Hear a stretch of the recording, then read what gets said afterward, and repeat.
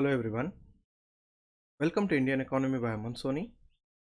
In today's news, sir, we shall be discussing the important articles related to economy from the Hindu newspaper.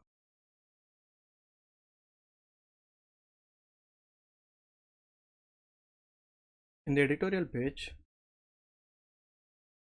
the editorial is about the news that we saw in yesterday's news, sir, that is the increasing trade deficit.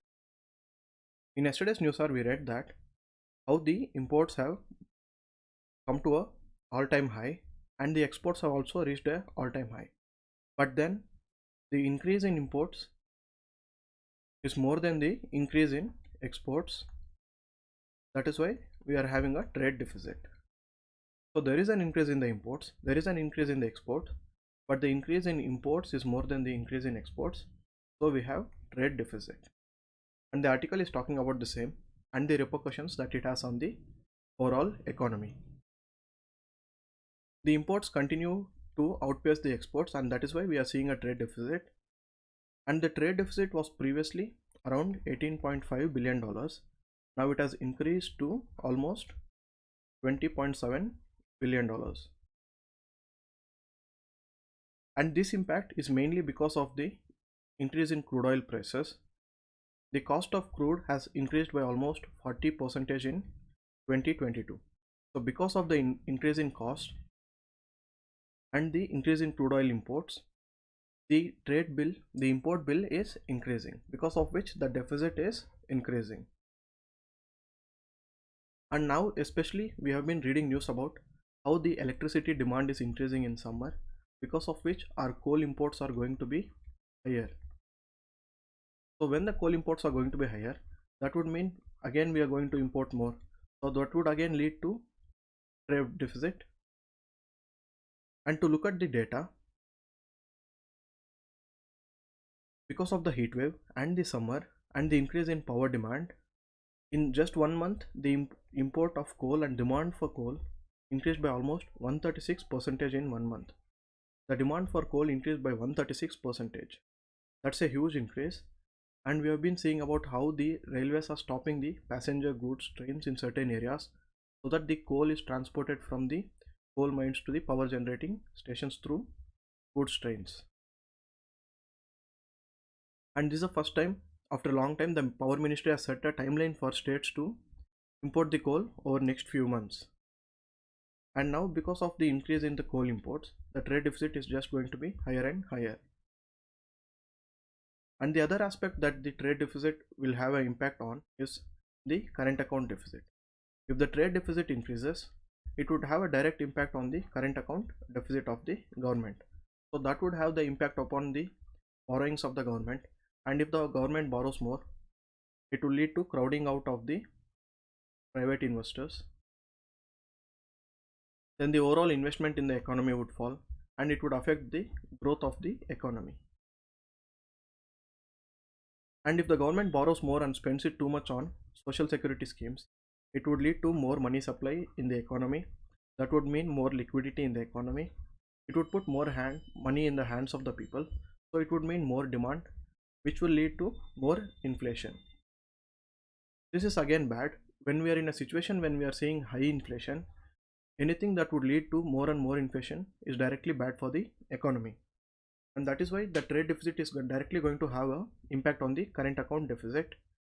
And at a time when the federal government in USA, federal bank in USA is fiddling with the interest rates, the foreign portfolio investors are moving out of India.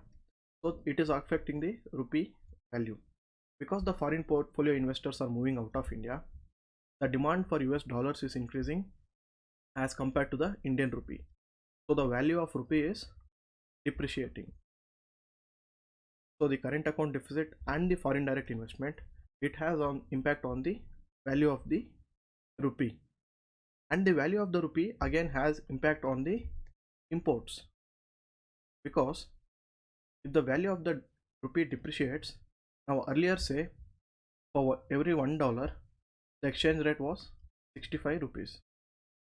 Now if the value of the rupee depreciates, now for every $1, they are going to get 70 rupees. Depreciation of a rupee is favorable for exports but unfavorable for imports, because now if you are exporting, you are getting more money for the same goods, but you are importing, you have to pay more money for the same goods. So when the value of the rupee depreciates because of the increasing current account deficit and the outflow of foreign direct investment, our imports become costlier. We just saw how the depreciation of rupee will be unfavorable to the imports, and the imports become costlier, and if the imports become costlier, that would again mean more current account deficit. Because the value of rupee is depreciating, now we have to pay more in foreign exchange. Now for the same amount of dollars we are paying more rupees, so it would again have an impact on the value of the rupee, and the rupee will further depreciate.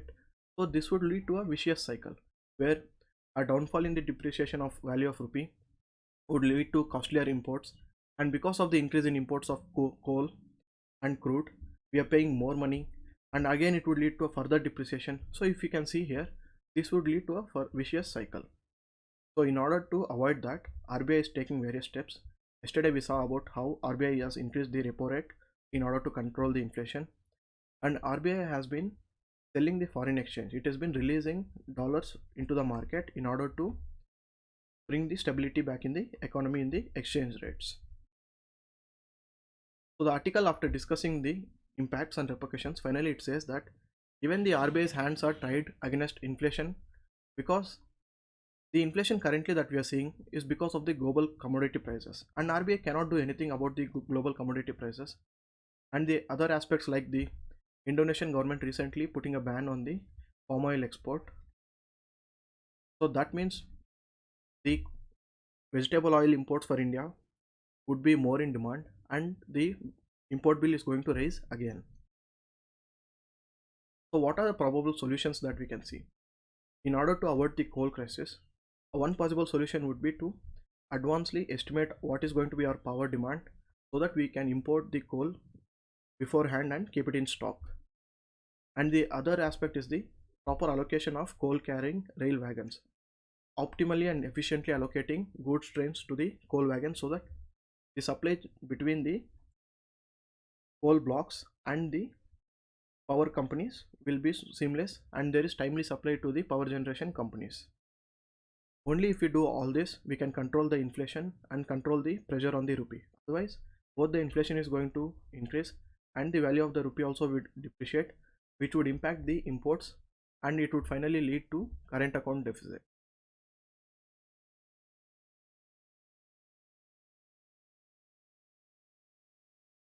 In the world page, NASA scientist wins World Food Prize. This year's World Food Prize is given to Cynthia Rosenweg for her innovation in modeling the impact of climate change on the food production. So she established a link between how the climate change has an impact on the global food production, and how we have to control the greenhouse gas emissions, especially from the food system. That is the greenhouse gas emissions from the cattle, the paddy fields, etc. So that we can provide food security to all the people, and how we need to develop resilient food crops and the resilient food supply chain, so that the global food security is taken care of.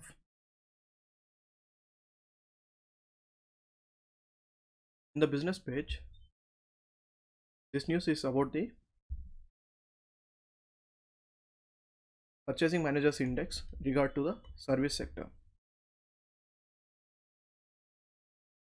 Because of the inflation, the consumer confidence is getting affected, and because of the increase in inflation and demand, for a first time in 5 months we have seen increase in the employment, and certain sectors got affected adversely and certain sectors got positively affected. Real estate and the business services sector got adversely affected, and they saw a contraction, that is contraction in the demand for these sectors. At the same time, sectors like the consumer services, finance, insurance, they were the best performers, and even though they were best performers, all these sectors saw increase in inflation and increase in costs, especially with regard to chemicals, food, labor, material, wages and retail costs, because of which the cost of inputs have increased, and because of the cost of inputs have increased, the ultimate selling price, that is the price for the consumer, would also increase.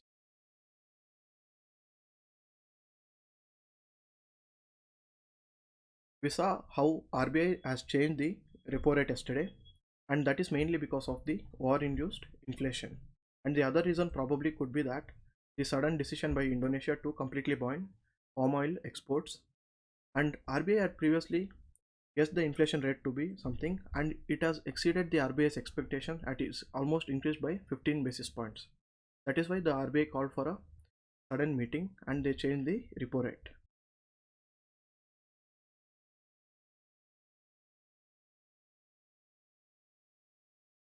Because of the conflict in Russia, the tea exports from India have dropped. That's mainly because the countries like Russia and Ukraine used to be the major importers of Indian tea. And because of the conflict in those areas, the Indian tea exports have reduced.